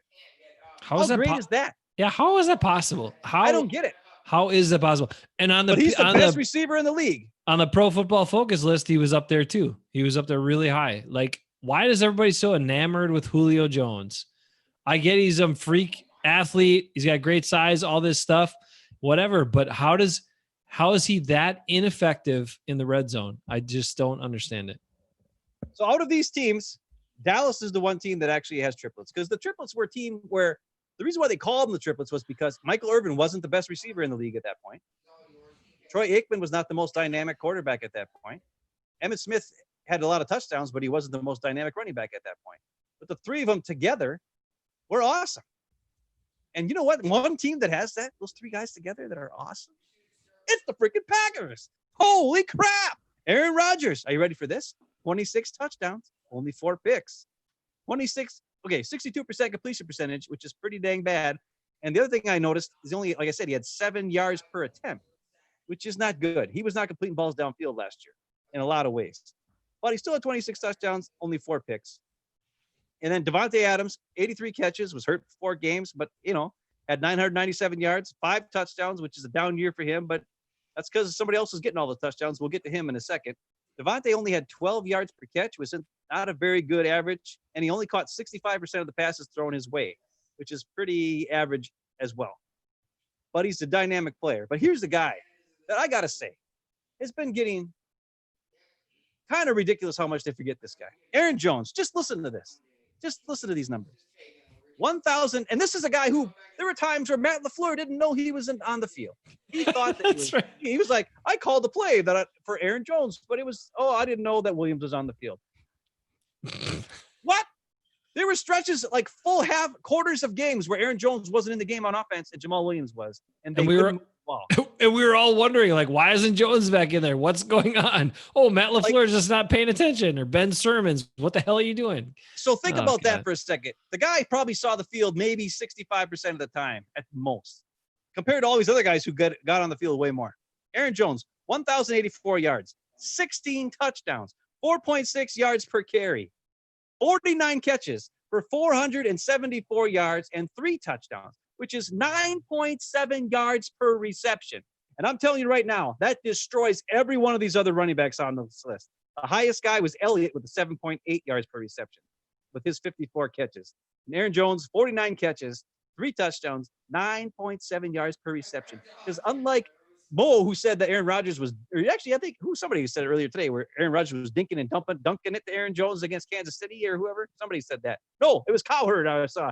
Sorry, Mo, I confused you with Cowherd. I should never do that again. But anyways, out. Mo, please come back. Anyways, what I'm saying is, that's a team of 3 guys who are, I think, they're all top 10 players at their position. Every one of them. I don't think you could say that for any one of these lists other than Dallas. So I don't know if Dak Prescott is a top 10 quarterback. And I don't know if Amari Cooper is a top 10 wide receiver. But I know Devontae Adams is a top 10 wide receiver. I know that Aaron Jones is a top 10 running back. And I know that Aaron Rodgers is a top 10 quarterback. If there's anyone that should be a triplets team, it's the freaking Packers. What the heck are these guys smoking? Who's doing these top 50s lists? We got to go to Corey. We got to go to Corey on this. Corey, what's your reaction to this list and the Packers not being on it? Colin Cowherd has way too much power and he's writing too many articles for everybody. Mike Florio built Pro Football Talk, right? Like it was nothing. And he's like, I'm going to start talking. And before other people did. And then it turned into this thing where NBC was like, hey, we'll pick it up and we'll pay you a bunch of money. And as long as you come and do this stuff. So he got to do it. And he got to hate on the Vikings and Kirk Cousins and blah, blah, blah. And he got to, and Chris Sims normally is very, Evan, settle down. Hey, I'm doing a show over here. Stop it. Damn kids in the house. You're ruining my point. Anyway, Chris Sims is usually on board with the Packers and he loves Rodgers. So how does he not pick the Packers in his choices? And Florio, come on, man. These guys get paid and this is the list and they prepared. Come on, Corey, give me something. What do you got? Too much uncertainty with the Packers, with Rodgers' future, with Devontae. Is Aaron Jones just a one-year wonder? What? I don't know. I'm not saying it. I'm trying to figure out explanations here now. Don't be giving me the what? Well, okay. Tell me. Of the trios been named, which ones should be on there ahead of the Packers trio? I don't know that any of them should be ahead of the Packers. I mean, Dallas is probably, like what Ben said, probably should be on there. I would say probably San Francisco should have been on there as well. Over Arizona Yeah, Arizona. And what? Atlanta, yeah, Ugh. 49ers are on that list over them. You can't. They don't have a running back to pick from. One day it's Mozart. One day it's Breida. One day it's somebody else. They don't even know who they're going to start one day. They could just use Deebo Samuel and just go with him. Okay, let's not hammer on Corey about the 49ers. I'm not hammering on. He's on the 49ers because the 49ers crushed the Packers. I mean, they just destroyed them. It's horrible. They did. So I get it. They're the supreme chancellors of the NFC. But Eric Gardner, I would say the Vikings trio, even though the running backs trying to hold out and stuff, I would say give me Madison then instead of Cook. I don't care. I would say that trio should be on there before the Cardinals and before maybe the Falcons. Like what are these guys doing? Yeah, I get paid a lot of money and this is what they come up with. Come on, man. I mean, I have a few theories, but I mean, first of all, there's no reason in my mind why the Packers trio wouldn't be on there, and they should be on there. I mean, and if you compared the Vikings trio to the Packers trio, you could split hairs between Cook and Jones. Ben might disagree, but I think that's pretty much a wash, right? Devontae Adams and Thielen are different receivers. Thielen's more possession guy, right? But Cousins and Rodgers is really a pretty marked difference there. So there's really no reason. I don't think so. I think that there is, and so Kirk Cousins had probably actually. So last year, Kirk Cousins he didn't get 4,000 yards passing for like the first time in 5 years, but he did have his highest quarterback rating of his career. I think it was like 107, and I think his ratio was like 26 touchdowns to 6 picks, like pretty good there. Like actually really similar to Rodgers in a lot of ways. And his completion percentage, I think, was close to 70 again. So very efficient, even though more run heavy on the offense, but not the huge numbers. The thing with Thielen, he was hurt last year. He missed like half the season. But he made the Pro Bowl the year before that and had like 113 catches or something like that. And Cook made the Pro Bowl last year. Kirk Cousins actually made the Pro Bowl last year. A lot of people don't know that. But so you got 3 guys that are Pro Bowlers recently, like as in last year, or Thielen was the 2 years prior to that. And they're not on the list, and mostly because Florio wanted to be anti-Homer. I don't know. He's hate Kirk Cousins that much, but I think the key, maybe there's some intangibles because Cousins, everyone talks to he, even though it's a team that has 11 players on each side, but he can't win big games and, primetime games. I mean, he won that one against the Saints, but that's fine.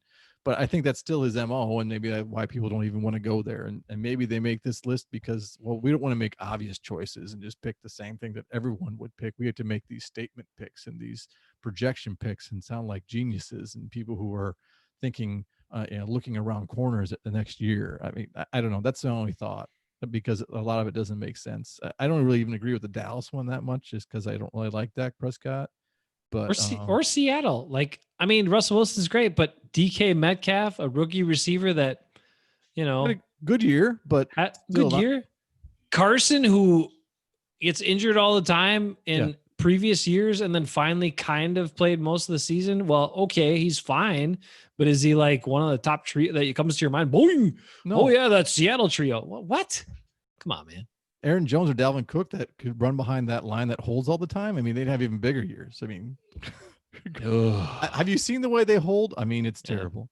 They just, whatever. But Carson's a solid back. He's not even, he's nowhere near the top 10 for me. So that doesn't make any sense to me. And I don't think that Russell Wilson trumps that enough to make that a trio. Just talk about the best quarterbacks in the league. Then if you're going to make a list, I don't get it. I think Corey's right. I think somehow Colin Cowherd got in there and hijacked that whole thing. Brown says the Saints trio is deserving, and I can see it. I mean, no. Well, I just told them. I know, but I can see. Elvan Kamara didn't do it. He had 6 touchdowns. But Aaron Jones destroyed him. He only had 533 yards. But he had 81 catches. He had Brown says surprising the Packers are not on there. That's an injustice. We don't want to compare them to the Packers necessarily, but when you look at what you have to do when they don't make it, right? They don't pick them, and you look at the numbers the Packers players have. You say, why is this guy on there? Why is this team on there? Why is this team on there? Why is this team on there? Why is this team on there? When obviously this has got the best. It's the best. The Packers are the best. He is this. Everybody hates Aaron Rodgers. Yeah, it's Packer hate. Devontae has been solid, but he's not a dynamic guy. He doesn't talk smack and be a big jerk, so he doesn't have the name brand. Yeah. And Aaron Jones gets no freaking respect. He's been the most dynamic player on the Packers team for 3 straight years. But because he gets hurt and because he never gets used, nobody talks about him. And then last year, he finally gets used a little bit, not even as much as he should have been, and he destroys everybody. He has the same amount of touchdowns as McCaffrey, and McCaffrey got the ball 100 times more than he did. He needs a different name. His name's too boring. The Vikings had the same problem with, they had a defensive tackle. You probably even know who he is because his name is boring. His name is Tom Johnson. He was amazing. He got some more spot duty as he got older. I don't remember him at all. He's right because his name is Tom Johnson. But everyone in like the local media here, they nicknamed him Sebastian Thunderbucket because that's a much more interesting name than Tom Johnson. No one ever knew who Tom Johnson was, even though he made great plays all the time. And now you have the same problem with Aaron Jones because that's a boring name. You need to name him like Sebastian Thunderbucket or something like that. Yeah, but the thing is this. The Packers had so many primetime games or like 4:00 games last year. And in almost every one of those games, the Chiefs game, the Dallas Cowboys game, the Vikings game in Minneapolis, Aaron Jones took those games over and won them for the Packers. He dominated. He had 4 touchdowns against Dallas. He had 178 yards receiving against the Chiefs with 2 touchdowns. Should have had 3. Yep. But he ran out of bounds like a ding dong. He wasn't looking where he was. And then against the Vikings, boring name. Against the Vikings, we all know what happened there. Kendricks came out. Eric Kendricks got out of the game, and then the Packers like, hey, Eric Kendricks ain't in there. Let's run this play off left tackle and have Kumaro come in and chip the crappy inside linebacker who's in there now. And Aaron Jones went gone, 67-yard touchdown, and destroyed him. And then he won that game for them. He won that game. Well, him and Darius Smith won that game. And that was a primetime game. It wasn't Aaron Rodgers. Aaron Rodgers didn't throw a touchdown. He threw a pick, and I think they held him like under 100 yards passing. And like, okay, if I hear that before, and I'm like, I think we win that game. But no, it didn't happen. Aaron Jones, they couldn't stop him, and they had some dinged up guys on defense and stuck. All I'm saying is, I think this is what I'm telling you. And Aaron Jones didn't make the Pro Bowl. He didn't even make it as an alternate after a bunch of guys got made it to the playoffs or left. Yuck. He didn't even make it as an alternate. Dalvin Cook. Yeah, I know. The guy who led the league in touchdowns didn't make the Pro Bowl. The guy who had over 1,000 yards rushing and almost 500 yards receiving with the 7-yard average receiving didn't make the Pro Bowl. The guy who had 19 touchdowns. The guy who was the most dynamic player for the Packers and led them to a 13-3 season because they changed their offense and used him more than they still not enough. Didn't make the Pro Bowl. The guy gets no damn respect. And I've had enough. Running backs matter. And his own team. That should be a new thing people say. Black lives matter and running backs matter. And I know it's kind of like I'm making a joke. I'm not making a joke. It sounds funny. I don't want to be like I'm making a joke because black lives do matter. Running backs matter too. Your point is well taken. Look at the playoffs teams. All those playoff teams had a dynamic freaking running back or a team of running backs that destroyed everybody, except for the Chiefs because they got Mahomes. Should we just rename him Rodney Dangerfield because he gets no respect? Yeah, maybe. There you go. Yeah, that's a fun name. And Aaron Jones did all of that when his coach didn't even pay attention to when he was in the game or not. He didn't know. LaFleur didn't know. How do you not know? Like, don't you run plays for guys? Like, I don't get it. It blows my mind. And and then we saw how he was utilized in certain games in the past game, and then other games, all of a sudden he's not involved in the pass game at all. And you're like, why? That works so great in all these other games where you just like, well, we did that before. We want to keep him off guard and do something. No, you don't need to do something different. If it was so great, it'll probably be great again. Just keep doing it until someone proves they can stop it. Junior high football, my first experience of football, 7th and 8th grade.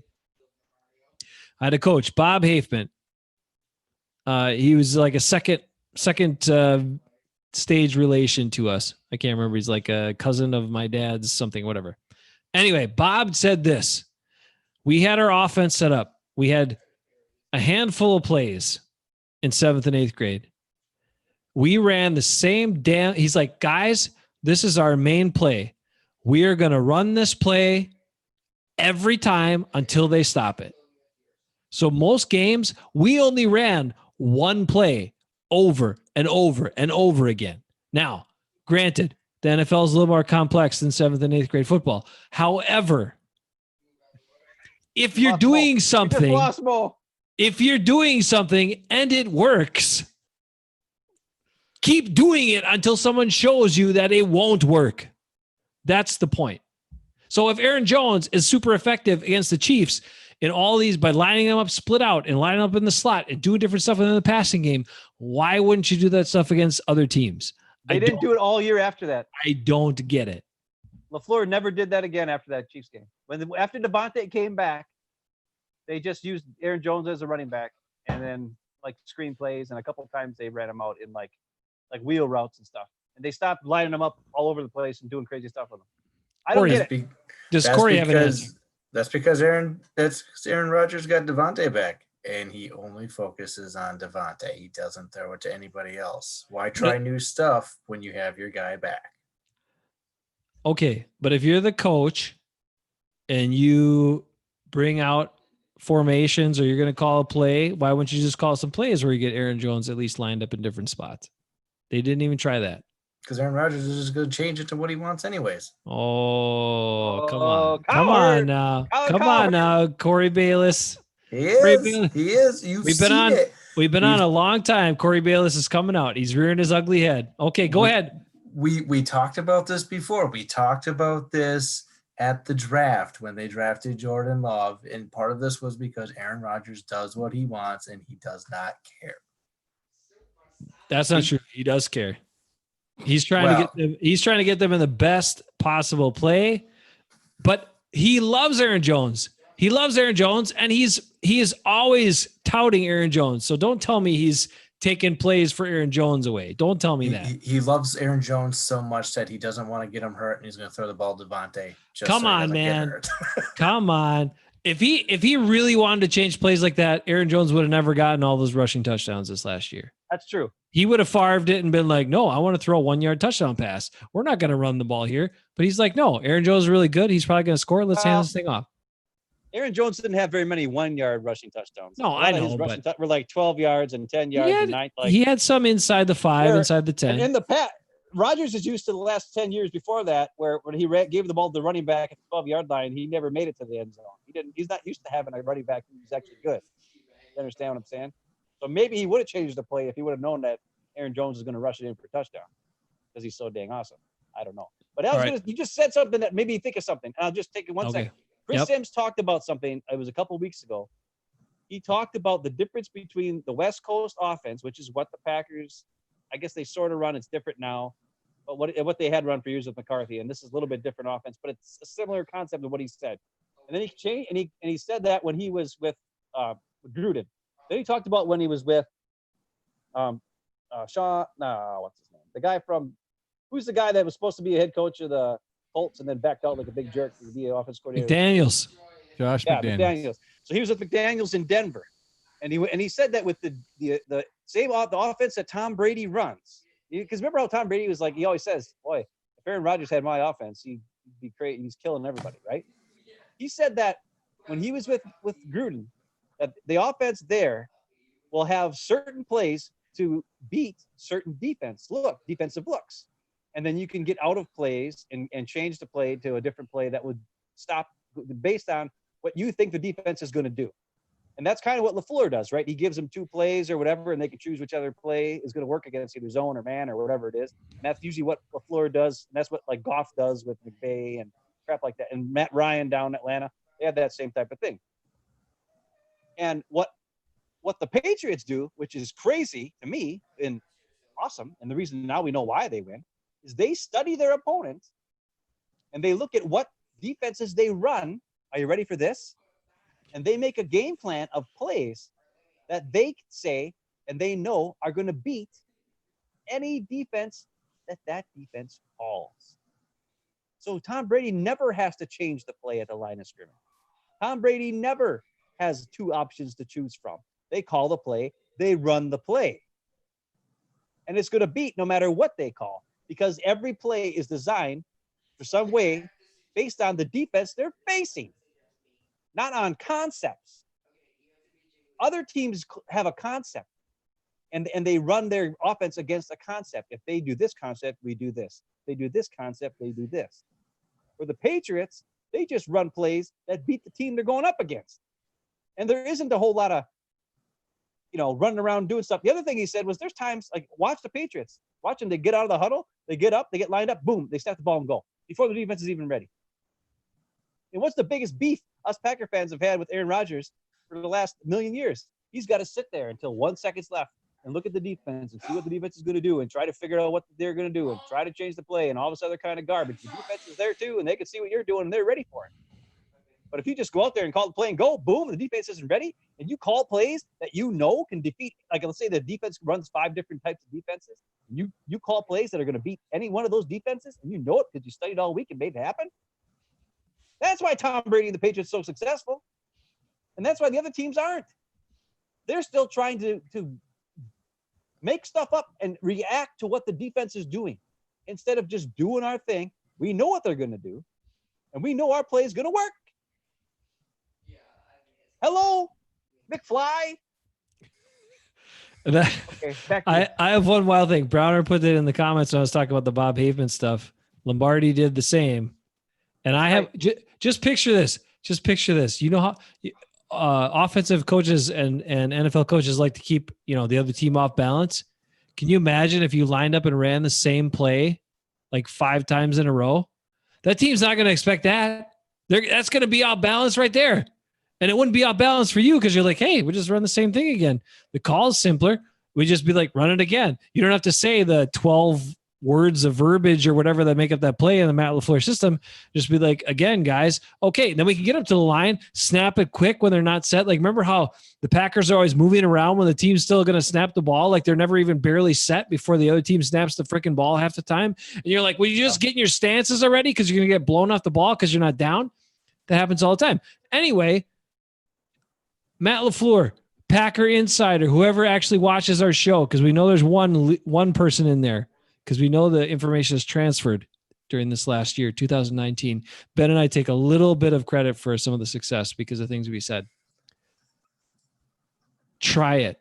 Pick a play you like that the team is good at and run it 5, maybe 10 times in a row and see if that catches the other team off balance, because I'm pretty sure it will. That statement is not endorsed by all members of Haveman Brothers. Bob Haveman would praise you, and Vince Lombardi will too. Just give it a shot. Just give it a shot. Anyway, go ahead. Oh, Rick Dahl says, didn't San Francisco do that against the Pack? Yes, I think they probably did. Yes. And, are you telling me in that playoff game the Packers didn't know they're going to run it? They didn't know what plays were coming? They didn't. Otherwise, they wouldn't have had Savage just stand there looking at Kittle the whole time. They would actually had him do something. Corey? I'm pretty sure at one point Garoppolo just told the defensive line what was going to happen, and they just sat there and did nothing anyways. Tremont knew it was coming because he was getting out of the way when the blockers are coming and running back. He's like, I'm just going to lay down here. I don't want to tackle anybody. I'm old.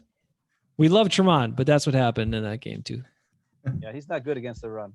All right. So true to our word, we said we were going to be shorter this week, and instead we're longer, much longer. Anyway, we got to go. Anything else? People have hung with us this whole time. So maybe it's interesting, or maybe you just have nothing else to do on this beautiful Friday night. It's chilly tonight. Great weather. We love it. But it is time to go unless anybody's got any parting shots before we take off.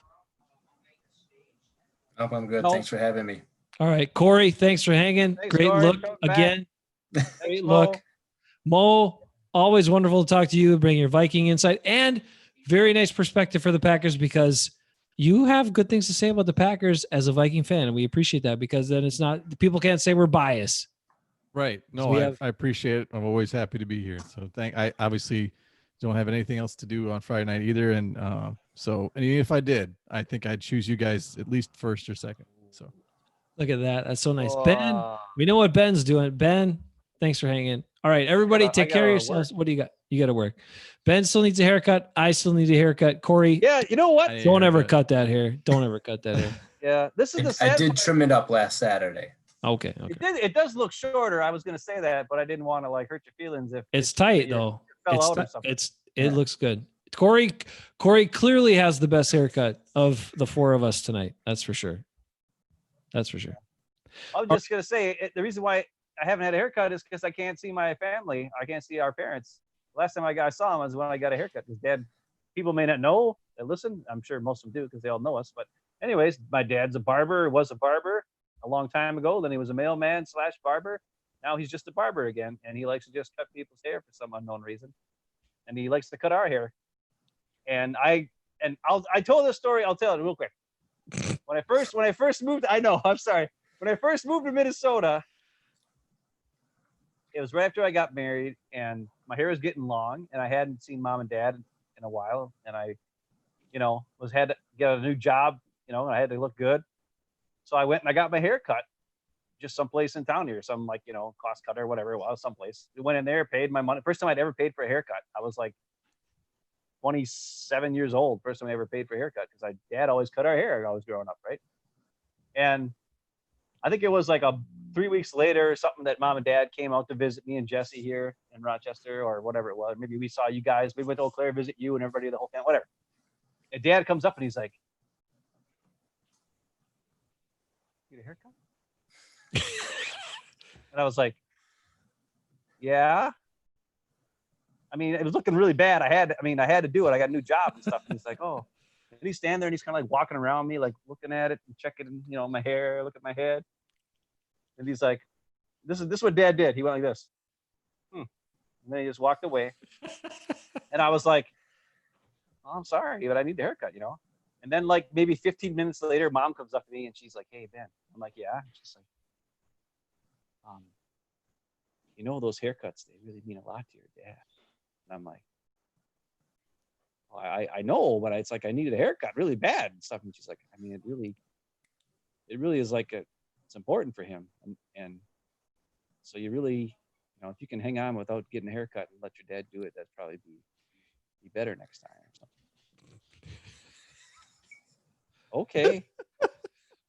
And apparently Dad got super like sad that he couldn't cut my hair one time. And I was just like, holy crap. Like, don't get me wrong. Like, I like it when Dad cuts my hair, and I didn't want to not like hurt his feelings or nothing, but that happened. And I was like, wow. And I've never, since that day, I am now 45. I have still not ever paid for a haircut. I just get a haircut from Dad every time now because I don't want to hurt his feelings. That's an incredible record. That's an incredible track record, dude. I have one haircut by someone other than my father. Now, I did, as everybody, some people know, I had long hair for quite a while in the middle there, where I let my hair grow, and every couple of years I grow my hair long.